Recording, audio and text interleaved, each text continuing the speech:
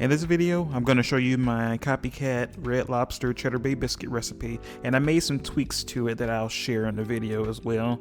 So to start in a large bowl, I'm going to add 2 cups of self-rising flour. Self-rising flour contains baking powder and salt, so that kills 3 birds with 1 stone because you don't have to add baking powder and salt separately.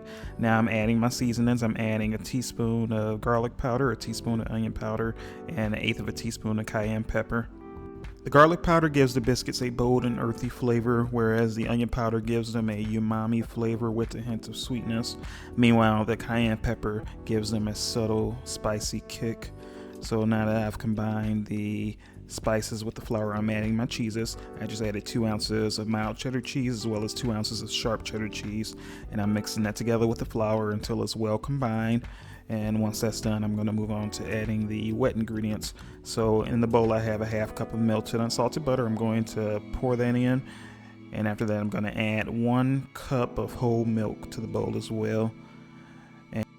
And once I finish pouring that in, I'm going to give everything a good stir until it's just combined. And when I say just combined, there should be no visible flour. And you want to be careful not to overmix the dough, because if you do, that will lead to gluten development, which will prevent the biscuits from baking properly. And the dough will be on the sticky side, but that's okay because we're making drop biscuits, and I'll show you exactly what I mean shortly. So I have my cookie sheet here, and I'm going to use my ice cream scoop to drop the biscuit dough onto the cookie sheet.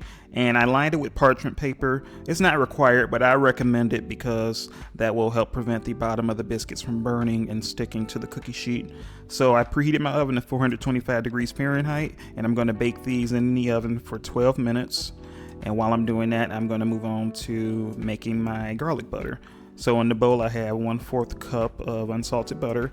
I melted that in the microwave for 30 seconds. In this separate bowl I have a 1/2 teaspoon of parsley, 1/4 of a teaspoon of garlic powder, and 1/8 of a teaspoon of iodized salt.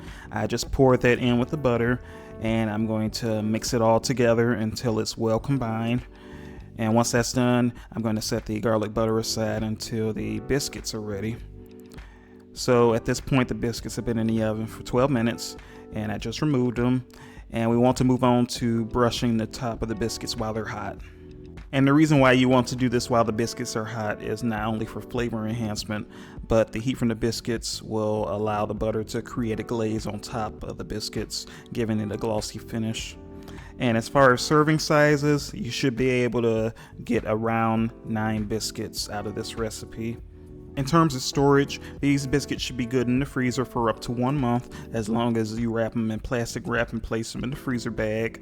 And as far as room temperature storage, they should be good for up to 5 days, as long as they're stored in an airtight container. And there you have it. I hope you enjoyed this video, and if you would like to see more of these recipes, please like, share, and subscribe. And as always, thanks for watching.